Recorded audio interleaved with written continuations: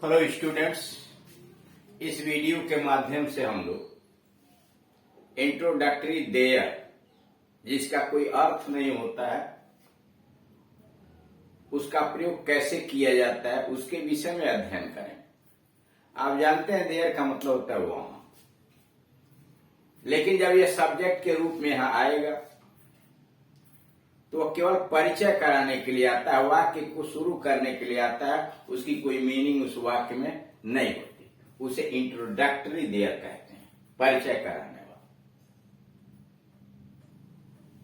इसका प्रयोग कब किया जाता है, वाक्य में कब यह सब्जेक्ट के रूप में आता है, इसके विषय में यह जानकारी दी गई है कि अगर हिंदी वाक्य की क्रिया, अगर कोई ऐसा हिंदी वाक्य दिया गया है जिसकी क्रिया है, था, थे, थी आया हुआ, यानी मुख्य क्रिया के रूप में हिंदी वाक्य की मुख्य क्रिया है, था, थे, थी आया हुआ, और उसका कर्ता यानी सब्जेक्ट ठीक उसके पहले सटा हुआ हो, ठीक उसके पहले सटा हुआ आया हो, तो ऐसे वाक्यों का अनुवाद देयर से शुरू करते हैं।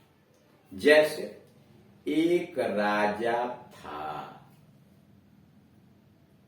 मुख्य क्रिया हो गई और उसका कर्ता राजा ठीक उसके पहले आया हुआ, एक राजा था। तो ऐसे वाक्य का ट्रांसलेशन बना दिया जाता है, there was a king.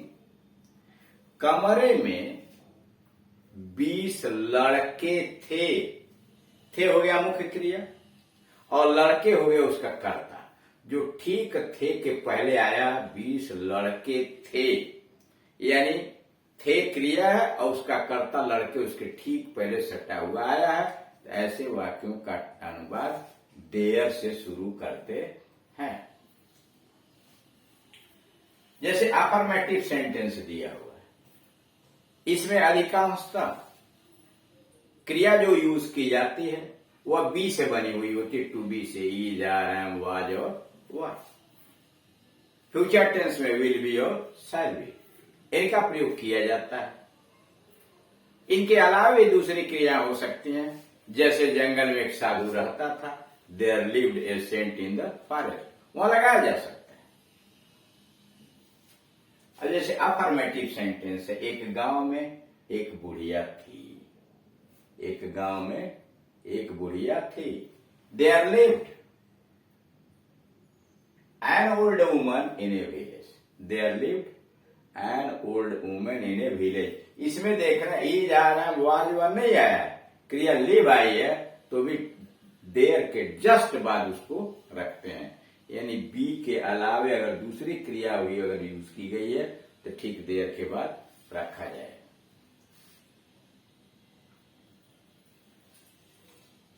Number 2, मई में 31 दिन होते हैं। देयर आर 31 डेज इनमें, देयर आर 31 डेज इनमें। अब यह सिंगुलर प्लूरल कहां से आया? ये इसके बाद जो कर्ता लिखा है 31 डेज, 31 दिन, यह बहुवचन है, न कि देयर के अनुसार आया है, कर्ता के अनुसार वहां देयर आर लगा हुआ है। देयर आर 31 डेज इनमें। नंबर 3, घर में एक लड़की थी, एक लड़की थी, तो there was a girl in the house, there was a girl in the house. कक्षा में 20 छात्र हैं, there are 20 students, there are 20 students in the class. विद्यालय में 10 कमरे हैं, तो there are 10 rooms, there are 10 rooms in the school. एक रानी थी, देयर वाज ए किंग, एक रानी थी, there was a king.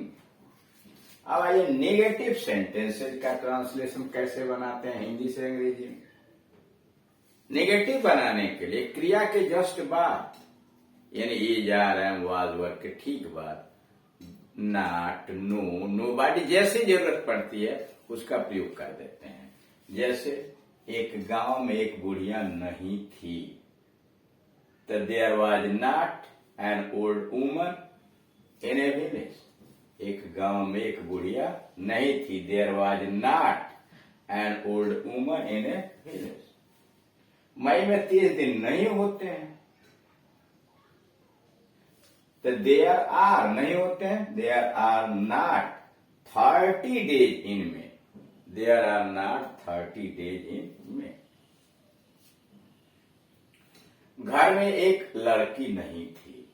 There was not a girl in the house.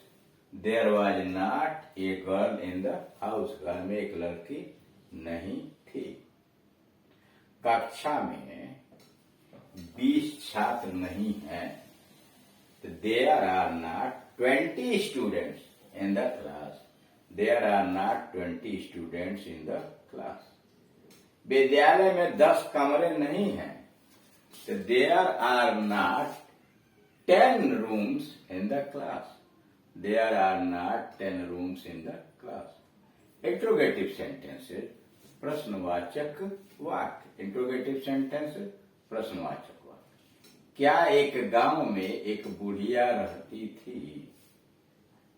Did there live, क्या रहती थी? Did there live an woman in a village? Did there live an old woman in a village? क्या मई में 31 दिन होते हैं? Are there. जब भी क्या से प्रश्न शुरू होगा ना, तब देयर के पहले आप सहायक क्रिया इज आर एम वाज और जिसकी जरूरत पड़ेगी वो आप लगाएंगे। आर देयर 31 डेज इनमें? घर में एक लड़की क्यों नहीं थी? अगर प्रश्न सूचक शब्द से शुरू है तो सबसे पहले प्रश्न सूचक शब्द की अंग्रेजी, जैसे क्यों की अंग्रेजी वाई। उसके बाद क्रिया are there. Why are there 20 students in the class? कक्षा में 20 विद्यार्थी क्यों हैं? Why are there 20 students in the class? क्या विद्यालय में 10 कमरे हैं? Are there 10 rooms in the school? Are there 10 rooms in the school? अब ये पहचान, जब कर्ता के ठीक बाद हैं, था, थे, थी आए तो इंट्रोडक्टरी देयर का प्रयोग होता है। ठीक वही बात जो पहले कही गई कि कर्ता वाक्य में आया, उसके ठीक बाद मुख्य क्रिया के स्थान पर हैं, था, थे, थी, या उसी को उलट के कहिए कि अगर किसी वाक्य की मुख्य क्रिया हैं, था, थे, थी हो और उसका कर्ता ठीक उसके पहले सटा हुआ आया हो, तो ऐसे वाक्य का ट्रांसलेशन देयर से शुरू करते हैं। नियम, देयर के बाद ही अफर्मेटिव सेंटेंसेज यानी स्वीकारात्मक वाक्य में टू बी क्रिया का प्रयोग होता है। यानी जब ट्रांसलेशन बनाते हैं, हिंदी से अंग्रेजी बनाते हैं, तो देयर के तुरंत बाद ही अफर्मेटिव सेंटेंसेज में टू बी क्रिया का प्रयोग होता है। टू बी क्रिया का मतलब इज, आर, वाज, वेयर, और फ्यूचर टेंस में शैल बी और विल बी। समझ रहे हैं? इसका प्रयोग होता है। यदि टू बी क्रिया के अतिरिक्त कोई अन्य क्रिया हो, यानी is, are, am, was, were, shall be, will be के अलावे कोई दूसरी क्रिया हो, जैसे उसमें लिव आ गया है, तो वह भी देयर के बाद ही तत्काल बाद प्रयोग की जाएगी। यानी टू बी के रूप के अलावे अगर दूसरी कोई क्रिया प्रयोग की गई है तो उसको भी देयर के तत्काल बाद प्रयोग करेंगे।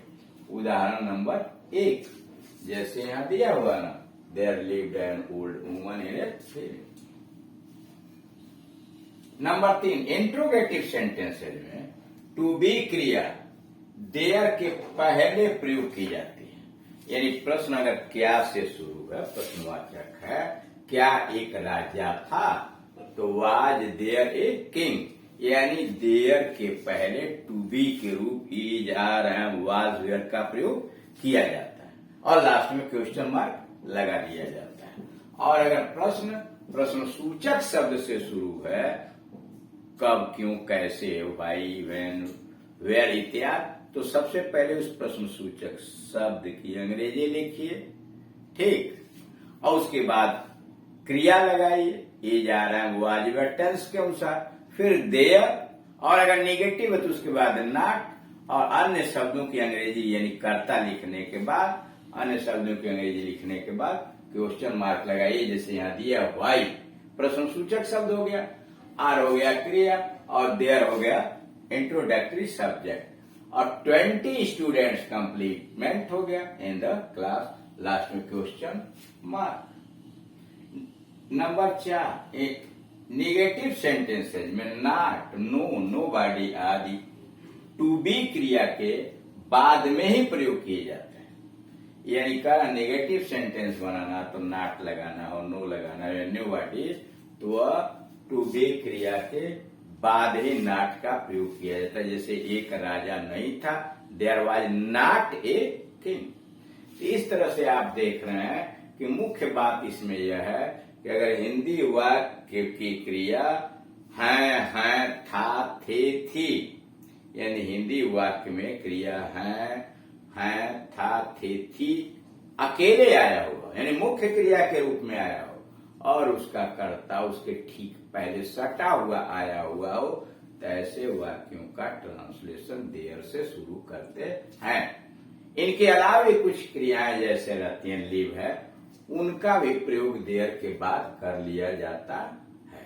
ठीक, और बाकी वाक्य की रचना में देख रहे हैं सबसे पहले देयर आ रहा सब्जेक्ट के स्थान पर, जबकि उसका कोई मीनिंग नहीं है, वह वास्तविक सब्जेक्ट नहीं है। वास्तविक सब्जेक्ट देख रहे हैं एन ओल्ड वुमन है, लेकिन वाक्य शुरू करते हैं देयर से, उसके बाद टेंस के अनुसार इजार एंड वाज वर क्रिया लगाई जाती है, फिर वास्तविक कर्ता लिखा जाता है जैसे एन ओल्ड मैन, बाकी चीजें उसके बाद में लिखी जाती हैं। यह रहा देयर का इंट्रोडक्टरी देयर का प्रयोग। थैंक